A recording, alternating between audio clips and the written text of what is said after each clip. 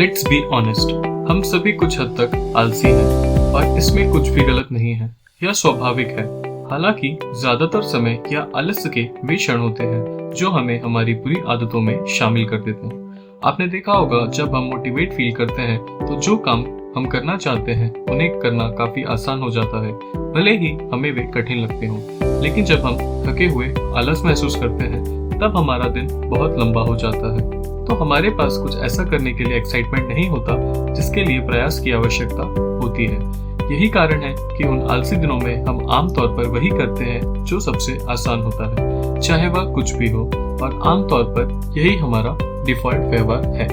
For example, जब आप कोई नया फोन खरीदते हैं तो आपके लिए सेटिंग्स पहले से ही सेट होती हैं। आपको एक डिफॉल्ट रिंगटोन, एक प्रीसेट वॉलपेपर आदि मिलता है, और जब तक आप उन सेटिंग्स को नहीं बदलते, डिफॉल्ट वही है जिसके साथ आप अटके हुए हैं। अब यह हमारी आदतों के समान है। हम सभी के कुछ व्यवहार होते हैं जिन्हें हम अपना लेते हैं, जो हमारे लिए स्टैंडर्ड होते हैं। वे हमारे डिफॉल्ट बन गए हैं और हमें उन्हें लगभग ऑटो पायलट मोड पर चलते रहते हैं। ये व्यवहार सकारात्मक हो सकते हैं, जैसे पढ़ना या नए स्किल सीखना, या फिर कुछ नकारात्मक हो सकते हैं, जैसे सिगरेट पीना और पूरे दिन सोशल मीडिया पर स्क्रॉल करना। अब हमें अपने सभी व्यवहारों को डिफॉल्ट मानने के बजाय उन व्यवहारों की दोबारा जांच करनी चाहिए जो हमारी रोजमर्रा जिंदगी में मदद नहीं कर रहे। जैसे हम अपनी रिंगटोन बदल सकते हैं, वैसे ही हम अपना व्यवहार भी बदल सकते हैं, और हम यह अपने आलसी स्वभाव का उपयोग अपने लाभ के लिए कर सकते हैं। हमें बस 20 सेकेंड्स रूल का उपयोग करना है। अपनी पुस्तक द हैप्पीनेस एडवांटेज में शॉन आर्चर ने व्यवहार परिवर्तन के साथ अपने स्वयं के संघर्ष का वर्णन किया है। शॉन का लक्ष्य बहुत स्पष्ट था।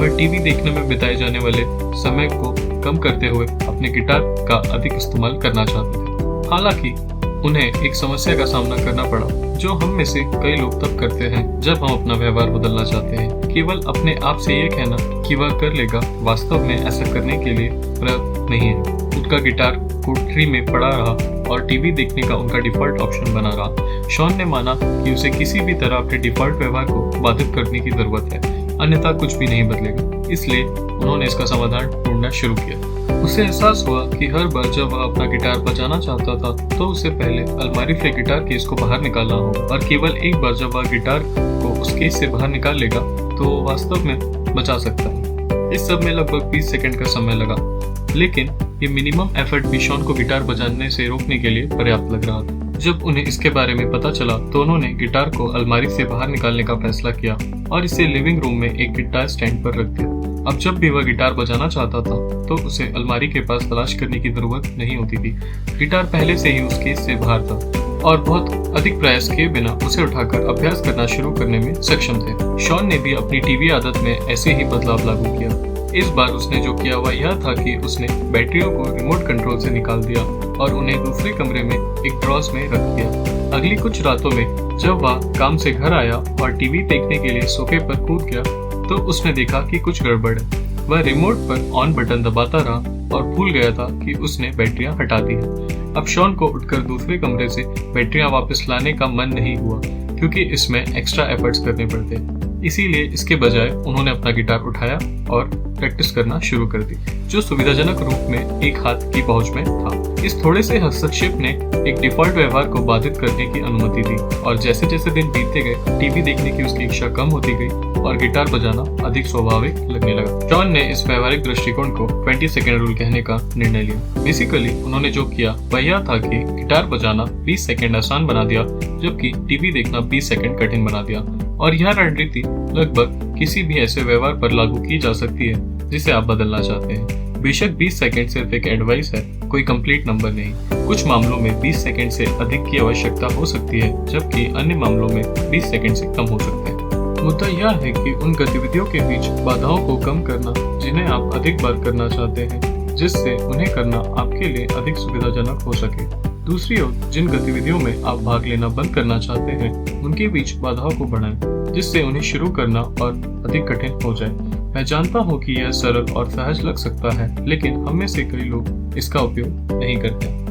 जो चीज वास्तव में आपको विचलित कर देती है वह यह फैक्ट है कि वर्कआउट शुरू करने से पहले आपको बहुत मेहनत करनी होती है। सबसे पहले आपको अपना जिम बैग तैयार करना होता है, अपने जूते पहनने होंगे, फिर आपको जिम जाना होगा, आपको कपड़े बदलने होंगे इत्यादि।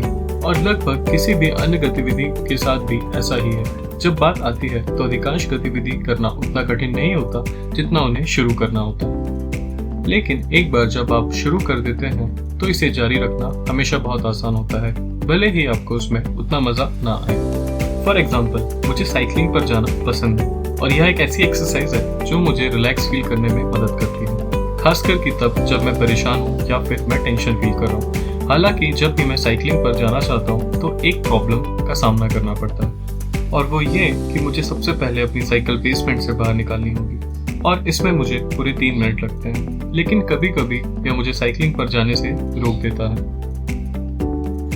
3 मिनट की तैयारी मुझे कुछ ऐसा करने से क्यों रोकेगी जिसके बारे में मुझे पता है कि मुझे वो पसंद है। लेकिन जैसा कि मैंने कहा, हम काफी आलसी हैं और हम वास्तव में जो करना चाहते हैं उसके बजाय कुछ ऐसा करना पसंद करेंगे जो आसान और सुविधाजनक हो। मैं जानता हूँ कि यह सब बेवकूफ़ी लग सकती है, लेकिन यह सिर्फ एक एग्जाम्पल है। लेकिन आप इसे बेहतर ढंग से समझ सकें इसके लिए यहाँ कुछ समस्याएं दी गई हैं जिनका लोगों को सामना करना पड़ता है और उन्हें हल करने के लिए 20 सेकंड्स रूल का यूज किया जा सकता है। यदि आप हफ्ते में ज्यादा बार जिम जाना चाहते हैं तो आपको ये ध्यान रखना होगा कि आपका जिम जितना हो सके उतना पास में हो। यदि आपको हर बार वर्कआउट करने के लिए 1 घंटे की ड्राइव करनी पड़े तो संभावना है कि आप पूरी तरीके से जिम छोड़ देंगे, क्योंकि ये एक बड़ी समस्या है। इसके अलावा आप यह सुनिश्चित करना चाहेंगे कि आप अपना जिम बैग समय से पहले तैयार कर लें, या आपको जो भी वर्कआउट करना है उसके लिए जो भी आवश्यकता हो उसे तैयार कर लें। इस तरह आप जिम करने के लिए तैयार होते हैं और आपको किसी भी आवश्यक उपकरणों की तलाश करने या इधर उधर भटकने की जरूरत नहीं होती। कुछ लोग अपने जिम के कपड़ों में सोना भी पसंद करते हैं, इसीलिए जब वे उठते हैं तो वे पहले से ही तैयार होते हैं। इससे जिम जाकर एक्सरसाइज करना बहुत ही आसान हो जाता है।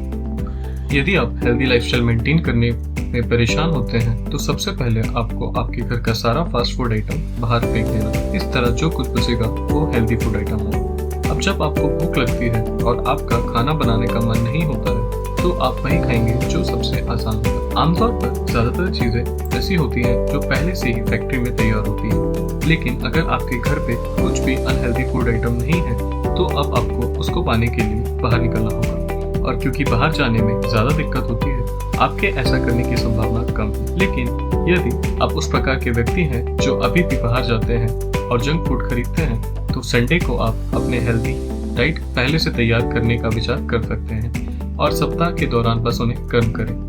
तो अब अगर क्रेविंग्स बढ़ती है तो हेल्दी फूड खाने के लिए कम एनर्जी की आवश्यकता होती है, क्योंकि वह पहले से ही आपका इंतजार कर रहे हैं। एक और आम समस्या है जिसके बारे में ज्यादातर लोगों को पता भी नहीं चलता, और वो यह है कि वे काम करते टाइम अनजाने में फोन का यूज करते हैं। सबसे अधिक पॉसिबिलिटी यह है कि फोन हमेशा आपके आसपास कहीं ना कहीं रहता है और आप जब भी चाहें इसका उपयोग शुरू कर सकते हैं। लेकिन ज्यादातर समय आप सिर्फ इसीलिए फोन चेक करते हैं क्योंकि आप उन 5 सेकंड्स को बोरियत से बचने के लिए रास्ता ढूंढ रहे हैं और आपका फोन आसानी से वहां मौजूद होता है। इसी कारण से हमारे फोन को एंटी फोकस डिवाइस बन गए हैं, क्योंकि वे हमारा ध्यान उस चीज से हटा देते हैं जो हम करना चाहते हैं। बेशक कई लोगों को काम के लिए अपने फोन या कंप्यूटर का यूज करना होता है, लेकिन वे अभी भी अपने डिवाइस को सॉफ्टवेयर को लॉक कर सकते हैं या फिर फोकस मोड पर कर सकते हैं।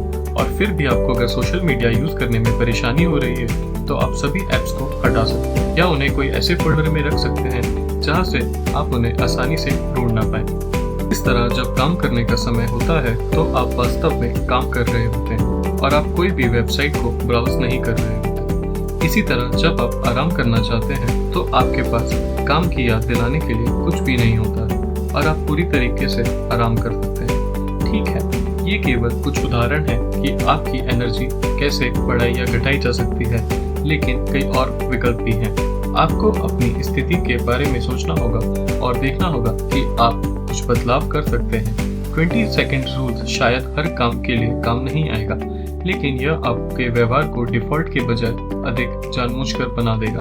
निश्चित रूप से ऐसे दिन आएंगे जब आप वास्तव में टीवी देखना चाहेंगे, इसीलिए आप उठेंगे और दूसरे कमरे से बैटरी ले लेंगे। ठीक वैसे ही जैसे ऐसा भी दिन होगा जब आप बेसमेंट से अपनी साइकिल निकालेंगे और उसमें आपको किसी प्रकार की कोई दिक्कत नहीं होगी।